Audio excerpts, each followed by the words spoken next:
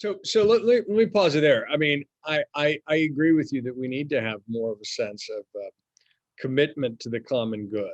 And but one of the, I think, profound points you make in the book is that it's sort of stunning that the utter PR failure of journalists in making the case for our own essential civic role and communicating that to the public in a way that they can understand, while distrust in the media is sown by politicians with phrases like enemy of the people and the combination kill the media, right? Well, yeah, I mean, I don't want to over-index the people who shout that, but yeah. But it's evidence of declining trust in institutions, particularly the media.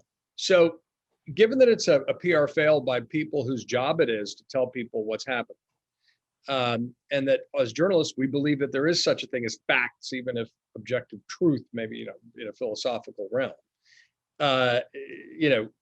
we're not swimming in a sea of relativism. So what is your suggestion on how we can play offense in the PR battle? And then we can get to a structural solution. You mentioned the Salt Lake Tribune, but let's start with just what we should do to play offense to win this PR battle that we've lost today. Well, I mean, even going out to talk to high school classes, going out to talk to college classes, to engage. You see some signs that the New York Times is beginning to do this. There, page 2, they talk about how do we gather the news? Who are the people involved in gathering it? What are their values? Where do they go? How much money do they spend? I mean, most average Americans have no idea what we as journalists do, that we go all over the world. We put our butts on the line in many cases. We create these complex institutions where we have layers of editing, layers of, in your world of video, we have bookers, producers, analysts. So there's a process involved and a thought process about how we create news.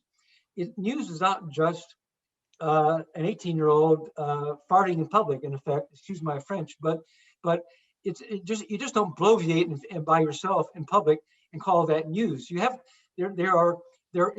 as institutions, we have processes, we put out corrections, we cross-check each other, we have values.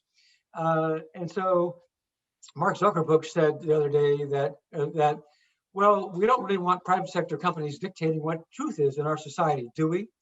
Well, that's what every media organization in the private sector does. We absorb information from all over the world and different beats, different technologies, human rights and civil rights, and we try to create a fabric. We try to create a meaningful middle ground where we could present this to the American people.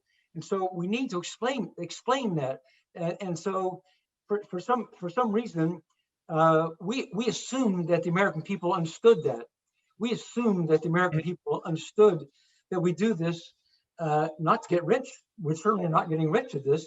We're doing it out of a sense of responsibility. And so that's the message I think we need to communicate more broadly and more passionately through every channel we have. You mentioned the Mark Zuckerberg anecdote, and I thought it was actually a profound sort of rejoinder. Just briefly, because it's in the news again. What's your feeling about Section 230? Well, this is incredibly important. And for those of the uninitiated, it basically says to all the social media platforms, you cannot be sued for anything that goes on your platform.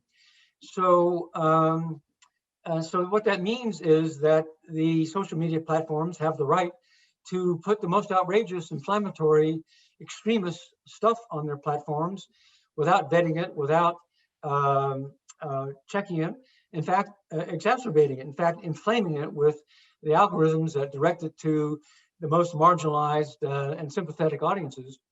So I don't think you can completely get rid of Section 230, but I do think it needs to be amended to imply, to suggest that there are some sort of limits on the garbage, frankly, the garbage that the social media platforms are throwing out.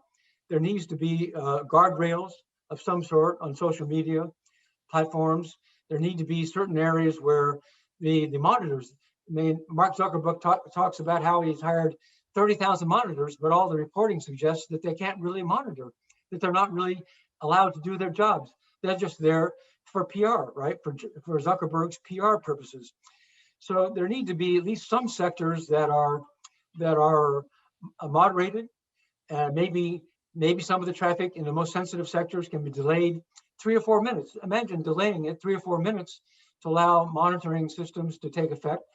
Would that end the world? Would that be the end of the world? No.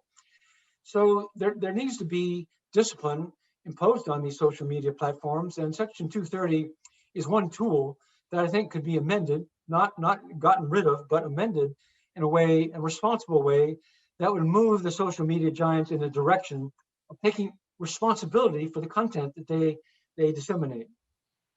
That's mend it, not end it. I like that.